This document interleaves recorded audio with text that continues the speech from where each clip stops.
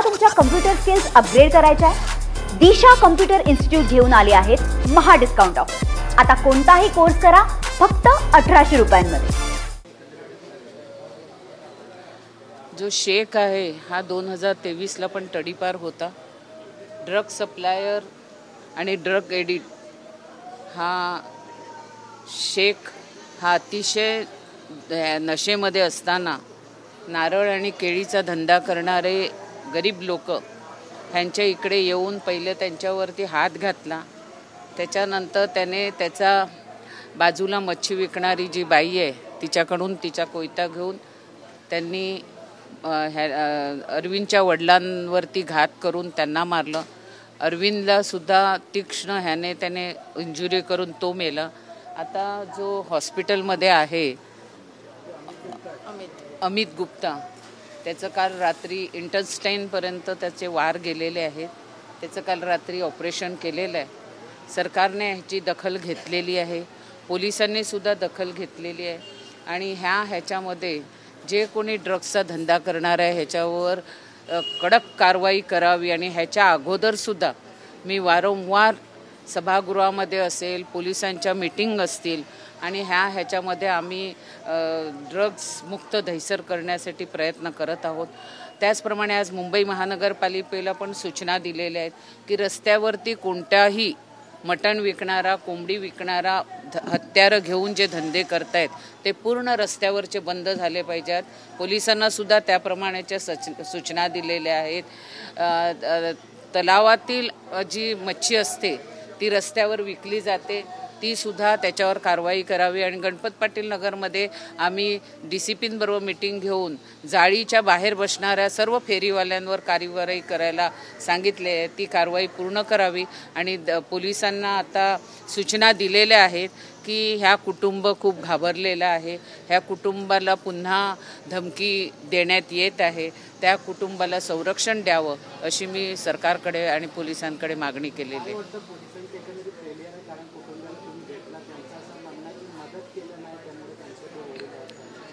काल मदत तातडीने पोलिसांनी केलेली आहे आणि त्यांना पोलीस स्वतः घेऊन आले हॉस्पिटलला।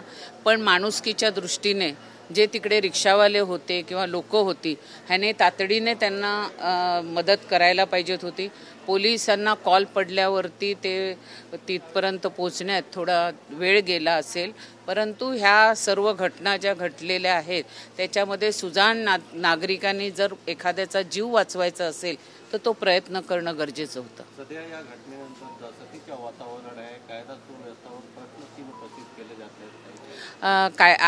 कालच नवीन सिनियर हे आलेले आहेत, ते क्राईम ब्रँचमधून आलेले आहेत, त्यामुळे नवीन सिनियर ACP आणि DCP ह्यांच्याकडनं आम्हाला आशा आहेत आणि निश्चितच हे जे ड्रग्जवाले आहेत त्यांच्यावर कारवाई होईल, गुन्हेगार आहेत त्यांच्यावर सुद्धा कारवाई होईल आणि तिकडे राहणाऱ्या लोकांना जे भीतीचं वातावरण आहे त्यासाठी मी पूर्ण प्रोटेक्शन तिकडे ठेवण्यासाठी आज सूचना दिलेल्या आहेत।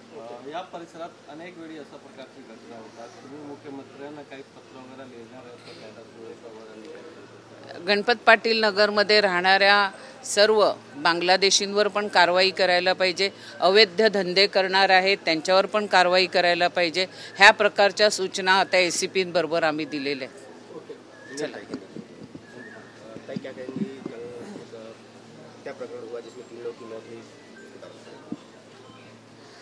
कल गणपत पाटिल नगर गली नंबर 14 के इधर जी घटना घड़ी अतिशय दुर्दैवी घटना है।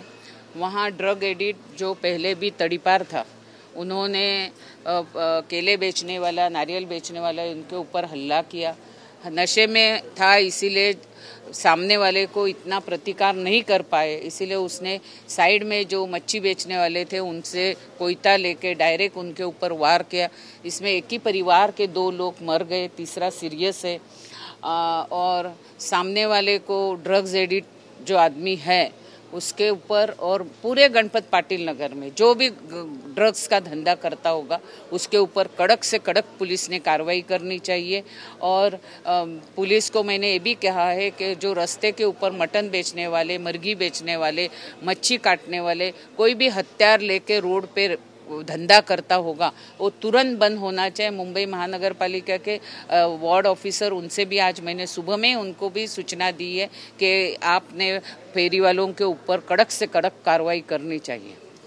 इससे पहले भी गणपत पाटिल नगर में कई बार हमले हो चुके हैं और ड्रग्स बेचने वाले कोई गैंग एक्टिव ऐसी जानकारी मिली है? ये सामूहिक अपनी सबकी जिम्मेदारी है, जनता की भी जिम्मेदारी है, हमारी भी जिम्मेदारी है, पुलिस की भी जिम्मेदारी है। अगर आपको मालूम है कि यहाँ ड्रग्स का धंधा करता है या ड्रग्स बेचने वाला है तो आप सभी ने पुलिस को बताना चाहिए। मैं जनता को भी आह्वान करती हूँ, जहाँ जहाँ आपको मालूम होगा कि यहाँ से ड्रग्स सप्लाई होता है, ड्रग्स के बेचने वाले यहाँ रहते, ड्रग्स का सेवन करने वाले लोग हैं, सभी का अगर आप देंगे तो अभी नए सीनियर आए, क्राइम बैच करके आए हैं, उनसे भी मुझे आशा है कि जल्दी से जल्दी इसके ऊपर कार्रवाई होगी और पुलिस प्रशासन सतर्क रहना चाहिए। ऐसी घटना आगे नहीं होना चाहिए और गुप्ता परिवार को प्रोटेक्शन देने की मांग मैंने की है। मला तुमच्या कम्प्युटर स्किल्स अपग्रेड करायच्या आहे? दिशा कम्प्युटर इन्स्टिट्यूट घेऊन आले आहेत महा डिस्काउंट ऑफ। आता कोणताही कोर्स करा फक्त 1800 रुपयांमध्ये।